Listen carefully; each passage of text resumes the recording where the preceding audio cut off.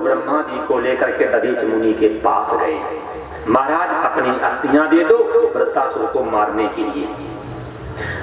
दधीच जी ने कहा हमें शरीर से तो प्रेम ही नहीं है, ये शरीर तो मरा था, मरा है, मरेगा, और आत्मा न मरी थी, न मरी है, न मरेगी। बहुत से लोग मरे हुए व्यक्ति के लिए रोते हैं, बिल्कुल मत रो। ये मरना जीना आत्मा में है। थोड़ा ज्ञान जब बढ़ेगा, जैसे मान लो घड़ा टूट जाए, आप कहने लगे घड़ा मर गया, घड़ा मर गया, तो लोग हंसेंगे नहीं हंसेंगे?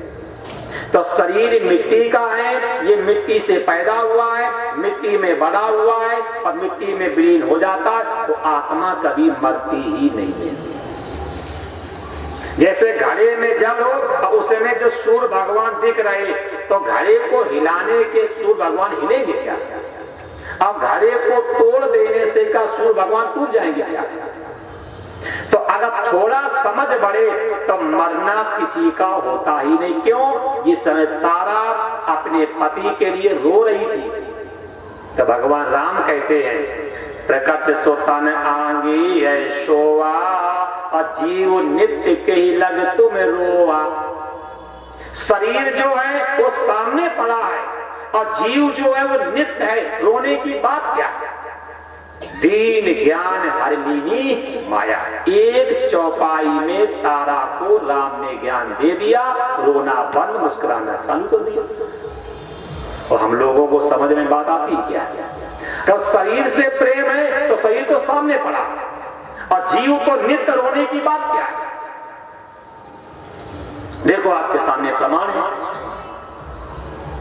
दधीच जी ने कह दिया हमें शरीर से प्रेम है ही नहीं, हमें शरीर से प्रेम नहीं, हमारी इष्ट है भगवान शंकर, और भगवान शंकर के इष्ट है राम, और राम जी के दर्शन करने के बाद मैं हड्डी देने को तैयार हूं। देवता लोगों ने कहा बहुत लंबा विषय है। बोले क्यों? अभी चल रहा है सतयुग, फिर आएगा द्वापर, फिर आएगा त्रेता, फिर कई त्रेता के अंतिम चरण में राम जी का प्राकट होगा, बहुत लंबा समय। तब ब्रह्मा जी ने दधीच जी से कहा अगर आप अपनी अस्थियां दे दो तो राम के दर्शन नहीं, राम के हाथ तक पहुंचा दूंगा। दधीच जी ने बात मान ली है। दधीच जी ने अपने प्राणों को नासिका के अग्रभाग में किया है। वो नासिका की हड्डी से बना है पिनाक, वही पिनाक ब्रह्मा जी को दिया गया है। और जब ब्रह्मा जी की सभा में रावण, जनक, विद्युत जीवा जब शास्त्रार्थ करने गए और जब जनक जी की विजय हुई है, तब ब्रह्मा जी ने कहा वरदान मांगो। तब जनक जी ने कहा जिस निर्गुण ब्रह्म का मैं चिंतन करता हूं उस सगुण रूप में मेरे घर आवे। तब ब्रह्मा जी ने कहा इस पिनाक को ले जाओ और जिसके हाथ से टूट जाए वही निर्गुण ब्रह्म सगुण रूप में तुम्हारे घर आया। वही पिनाक छुवट टूट रगपत नहीं दोष। ऐसे पिनाक बना। शेष अस्थियों से अस्त्र शस्त्र बनाए गए और वज्र बना करके, और इंद्र ने जैसे वृत्तासुर पे चलाया है उसी से वृत्तासुर मर गया है। इंद्र की विजय हुई, लेकिन इंद्र को लग गई ब्रह्म हत्या। ब्राह्मण कितने भी बुरे कर्म कर दे उसे मृत्यु दंड देने का अधिकार नहीं। ब्राह्मण चाहे कितने बुरे कर्म कर दे उसे मृत्यु दंड देने का अधिकार नहीं है। लेकिन अगर ब्राह्मण का अपमान कर दिया जाए तो मरने की तुल्य होता है। जैसे अश्वत्थामा ब्राह्मण था और उसकी मणि को निकाल करके धक्का दे करके निकाला गया तो अश्वत्थामा को लग गया था कि मेरी मृत्यु हो गई। वृत्तासुर ब्राह्मण था, इंद्र को ब्रह्म हत्या। अंत में इंद्र सिंहासन को छोड़ करके भाग गया। उस सिंहासन पे एक राजा नहुस बिठाए गए। जब राजा नहुस जब इंद्र पद पे बैठे तो इनके मन में अभिमान आ गया। जब इंद्र पद का मैं मालिक हूँ और इंद्र की संपत्ति का मैं मालिक हूँ तो मुझे इंद्र की पत्नी का भी मालिक होना चाहिए। एक सेवक को बुला करके दासी सेवक से कहा जाओ और जा करके दासी से कहो कि सची को लेकर के मेरे पास आओ। दासी सची के पास पहुंची और जा करके कहा तुम्हें नहुस ने बुलाया है। सची भाग करके पहुंची अपने गुरु के पास और जा करके कहा गुरुदेव, ये नहुस हमारे धर्म को नष्ट करना चाहता है। बृहस्पति जी ने बताया बेटी, वो तो पद में इतना अंधा हो गया है कि उसे शास्त्र की बात समझ में आने वाली नहीं। इसके बाद सची ने भगवती गौरी की उपासना की है। माता जी प्रसन्न हुई है और प्रसन्न होकर के कहा बेटी वरदान मांगो। तो उसी समय का मां हमारे धर्म की रक्षा करो। उसी समय माता जी ने कहा बेटी तुम्हें दासी को बुला करके नहुस के पास भेज दो और कह दो मैं विवाह करने के लिए तैयार हूं। आप ऐसे वाहन पे बैठ के आओ, इस वाहन पे आप पर कोई बैठा ना हो। और आपको मालूम होगा कि उस जमाने में ये स्कॉर्पियो, वैगन आर, जिप्सी चलती नहीं थी, है कि नहीं। उस जमाने के तो वाहन दूसरे थे। कोई नंदी पर बैठता था, कोई हाथी पर बैठता था, कोई घोड़े पर बैठता था, कोई कुत्ते पर बैठता था, कोई गधे पर बैठता था, कोई मोर पे बैठता था, कोई चूहा पे बैठता था। सची ने जब बात कही ना उससे कि मैं विवाह करने को तैयार हूं, आप ऐसे वाहन पे बैठ के आओ, इस वाहन पे आपका कोई बैठा ना। नहुस ने सोचा किस पे बैठ के जाऊं। सिंह के ऊपर दुर्गा जी बैठती, चूहा पे गणेश जी बैठते हैं, मोर पे कार्तिकेय जी बैठते हैं, हाथी पे तो इंद्र बैठता है, कुत्ते पर भैरव जी बैठते हैं, गधे पे शीतला जी बैठती है, मगर पे तो गंगा जी बैठती, कछुए पे तो यमुना जी बैठती। वो सोचते सोचते दिमाग दौड़ाया, हम संतों के ऊपर बैठ के जाएंगे। संतों के ऊपर बैठ गए आ गई कि जाको विद दारुण दुख देही और ताकि मत पहले हर। हम संतों के ऊपर बैठ के जाएंगे।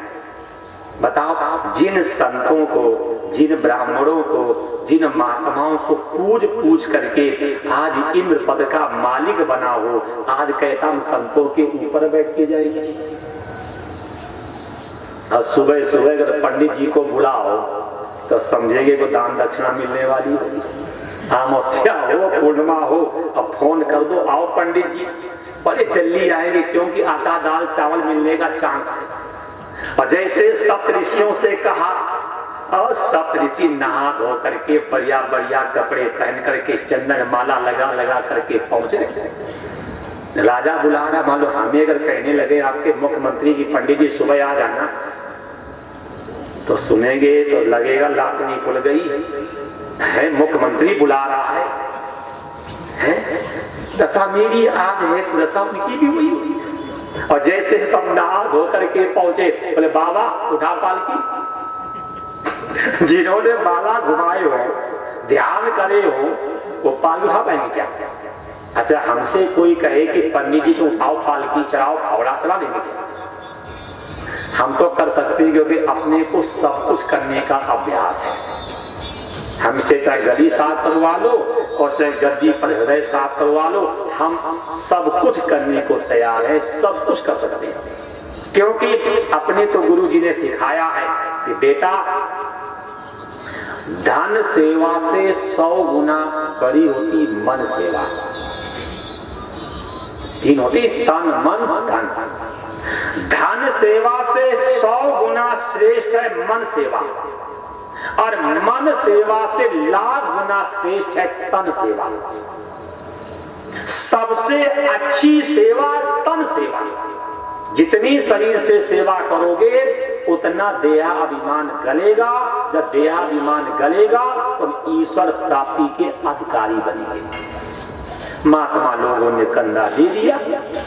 अब 7 महात्मा कंधे पे लाद करके नहुस को चले और नहुस को मिलने की व्याकुलता थी। बार बार कहे शार शार, शीघ्रम चल, विलंबन न करो। महात्मा लोग थे, हाथ भी रहे थे, पसीना भी पहुंच रहे थे, थक जाते तो कंधा बदलने लगते।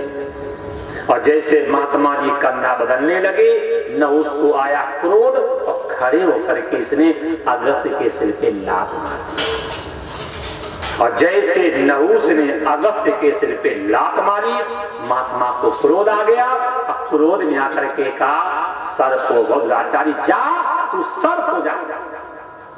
श्राप लग गया, नहुष का पतन हो गया। जैसे नहुष का पतन हुआ, इसके बाद सची ने माता जी की उपासना की है और माता जी की उपासना करके पूछा है कि मेरे पति कहाँ। तब बताया तुम्हारे पति को ब्रह्म हत्या लगी है और इस समय मान सरोवर में कमल नाल के अंदर छिप करके बैठे। फिर सची ने अपने पति का आवाहन किया है। उसी समय इंद्र ने कहा देवी हमें ब्रह्म हत्या जला रही है, ये हमें ब्रह्म हत्या जला रही है, इसलिए मैं जल के अंदर छिप करके बैठा हूँ।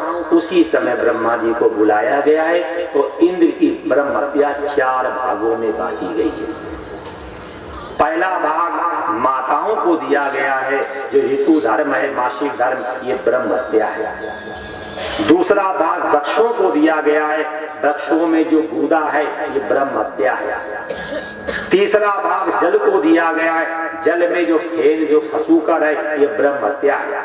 और चौथा भाग पृथ्वी को दिया गया है, पृथ्वी में जो ऊसर है, ये सफेद सफेद जो होता ऊसर, ये ब्रह्म हत्या। 4 भागों में इंद्र की ब्रह्म हत्या बांटी गई है। और जैसे इंद्र चलने लगा है उसी समय पृथ्वी ने पैर पकड़ लिए, अरे कुछ मुझे भी तो दे। ये चारों को इंद्र ने एक एक वरदान दिया है। माताओं को वरदान दिया है कि आपको हमेशा पुरुष सुख मिलेगा। पृथ्वी को वरदान दिया है कि ऊबड़ खाबड़ होने पे 10-5 साल में आप समतल हो जाओगे। जल को वरदान दिया है कि आपको छूने से शुद्धि, नहा लो शुद्ध हो जाओ। अब वृक्ष को वरदान दिया कि एक स्थान से काट करके दूसरे स्थान पे लगाने से आप हरे हो जाओगे। ये हमारे भागवत में वृत्रासुर की कथा आई है।